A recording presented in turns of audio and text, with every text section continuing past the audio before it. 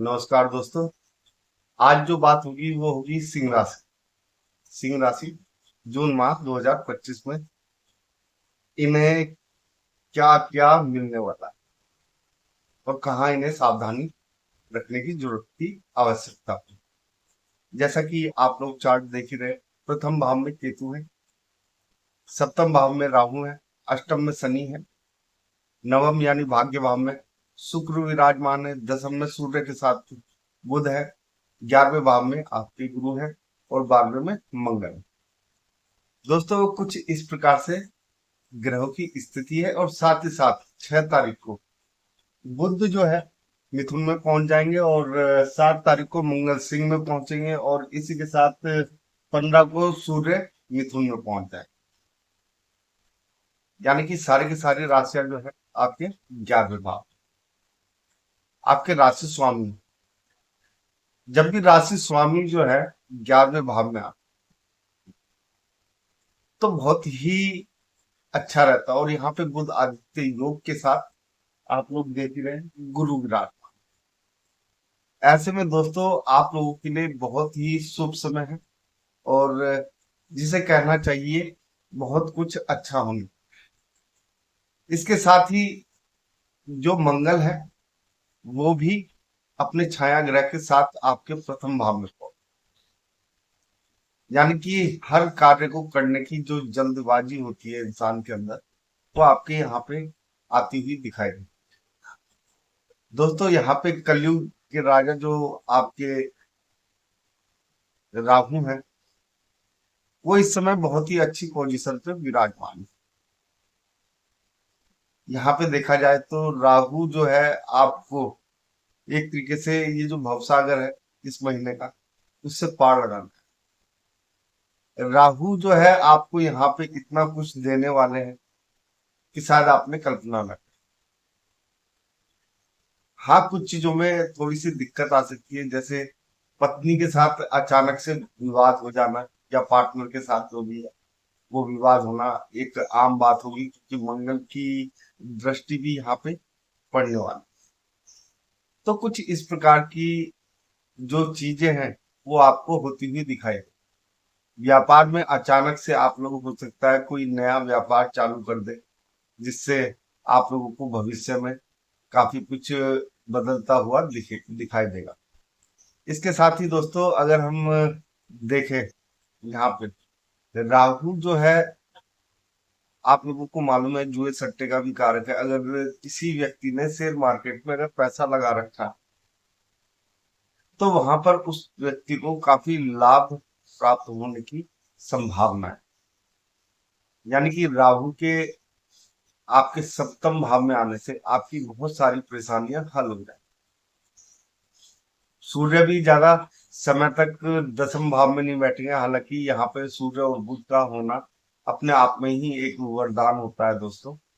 लेकिन इस वरदान को तब और चार चांद लग जाते हैं दोस्तों जब ये 11वें भाव में यानी कि आपके आय भाव में पहुंच जाएंगे जहां पे गुरु पहले से ही विराजमान।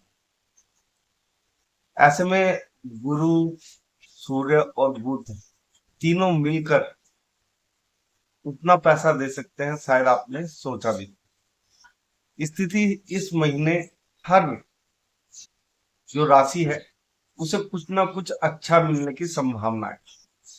कुछ को थोड़ा कम है, किसी को कुछ ज्यादा है, किसी को कहीं पे फायदा मिल रहा है और किसी को कहीं पे। लेकिन आपकी यहाँ पे एक तरीके से चांदी ही चांदी। तो एक कहते हैं ना चांदी काटने के लिए तैयार हो जाओ, तो वो चीज है यहाँ पर दोस्तों आपको। यानी कि इतना धन लाभ है कि शायद आपने सोचा ना हो। देखो कर्म तो करने ही पड़ेंगे, बिना कर्म के कुछ भी प्राप्त नहीं होता है, ये आप सभी को मालूम। लेकिन नवम भाव में शुक्र भी विराजमान।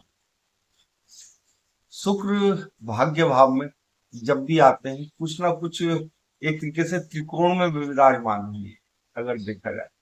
और त्रिकोण में केतु भी है तो यानी कि एक तरीके से देखा जाए तो आपको इतना लाभ मिलने की संभावनाएं है, इतना भाग्य चमकने की संभावनाएं है। एक तरीके से बहुत ही सुंदर जो कुंडली बनती हुई दिखाई दे। हालांकि ये जो समय चल रहा है, इस समय देखा जाए तो सभी की कुंडलियों में काल सर्प दोष जिसे बोलते हैं, पितृ दोष, तो वो नजर आ रहा है। यानी कि कुछ ना कुछ थोड़ा सा अलग हटके भी होता हुआ नजर आएगा आपको। अचानक से आप लोग गिर भी सकते हैं, क्योंकि शनि आपके अष्टम में है, लेकिन उसकी दृष्टि जो है द्वितीय भाव पर, यहाँ पर एक तरीके से देखा जाए शनि भी यहाँ पे बहुत कुछ देने की क्षमता रखते हैं। और शनि जो है यहाँ पे बहुत बड़े बड़े बदलाव ला सकते हैं। यानी कि मेहनत से ही आपको लाभ, जो आपकी एक बिना संकोच के आगे बढ़ने की चाहत है, वो आपको बहुत ही आगे ले जाने वाली। क्योंकि शनि की एक दृष्टि जो है दसम भाव, लेकिन ये जो जब आगे ले जाएंगे ना, तो आप लोगों को पता भी नहीं चलेगा कितनी जल्दी आपको आपके लक्ष्य के पास पहुंचा दिया है शनिदेव। अगर देखा जाए तो इस समय आपके जो राशि स्वामी सूर्य है, बुध है, गुरु है, ये तो आपको धन लाभ कराएंगे ही कराएंगे। और एक स्रोत से नहीं, कई स्रोतों से आप लोगों को धन लाभ होगा। कि इधर से भी आ रहा है, उधर से भी आ रहा है, कई स्रोत हो सकते हैं आप लोग। ये आप लोगों पे डिपेंड करता है, आप किस तरीके से अपने कार्य को मैनेज कर। शनि अष्टम में आने का अर्थ यह है कि दोस्तों, हालांकि कई लोग अष्टम में, क्योंकि 6, 8 और 12 भाव को अधिकतर एक तरीके से बैरियर माना जाता है, यानी कि रोकने का भाव माना जाता है। लेकिन यहाँ पे भी बहुत सारी चीजें अच्छी होती है। जैसे मंगल है 7 तारीख तक तो है ही, तो विदेश जाने की संभावना है, विदेशों से लाभ काफी अच्छा होता है। और यहाँ पे सबकी दृष्टि पंचम भाव में है, तो कुछ ना कुछ आपके जो पंचम भाव है, यानी कि एक तरीके से देखा जाए तो हो सकता है कि आपको कोई नया साथी मिल जाए, या पढ़ाई लिखाई में हो सकता है कोई बड़ा पेपर क्रैक कर दे आप लोग। ठीक है, तो इस प्रकार की जो संभावनाएं हैं वो काफी अच्छी बनती हुई दिखाई। संतान प्राप्ति के लिए बहुत ही उत्तम समय है आप लोगों के लिए।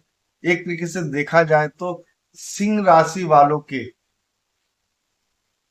दोनों हाथ, क्या कहते हैं वो, सिर कढ़ाई में, ठीक है ना।